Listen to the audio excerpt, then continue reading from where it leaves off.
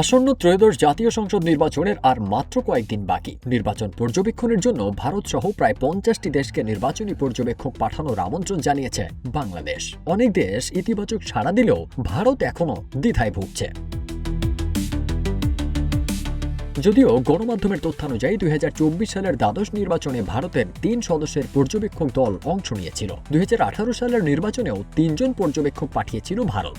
তবে 2014 সালের দশম নির্বাচনের সময় ভারতের কোনো প্রতিনিধি দলের উপস্থিত থাকার সুনির্দিষ্ট তথ্য চোখে পড়েনি।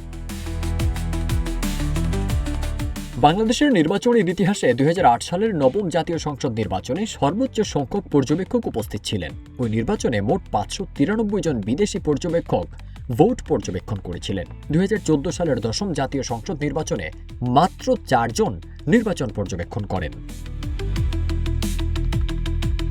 তবে এবারের নির্বাচনে প্রায় 500-র বেশি বিদেশি পর্যবেক্ষক ও সাংবাদিক উপস্থিত থাকবেন বলে আশা করছে নির্বাচন কমিশন, যার মধ্যে ইউরোপীয় ইউনিয়নের প্রায় 200 জন এবং কমনওয়েলথের 14 জন রয়েছেন।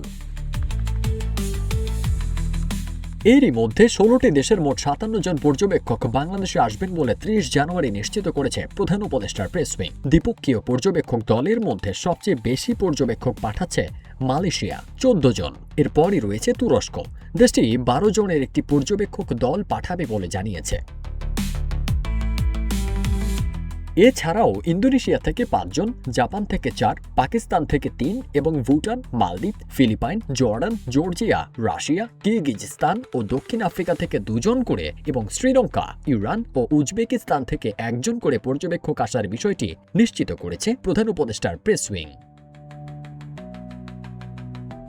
নির্বাচনী পর্যবেক্ষকদের সমন্বয়ের দায়িত্বে থাকা এসডিজি সমন্বয়ক ও জ্যেষ্ঠ সচিব লামিয়া মোর্শেদ জানান, এখন পর্যন্ত প্রায় 400 জন আন্তর্জাতিক পর্যবেক্ষকের অংশগ্রহণ নিশ্চিত করা হয়েছে। খুব শিগগির আরও কয়েকটি দেশ তাদের প্রতিনিধি পাঠাবে। ফারদিন সানি, রূপালী বাংলাদেশ।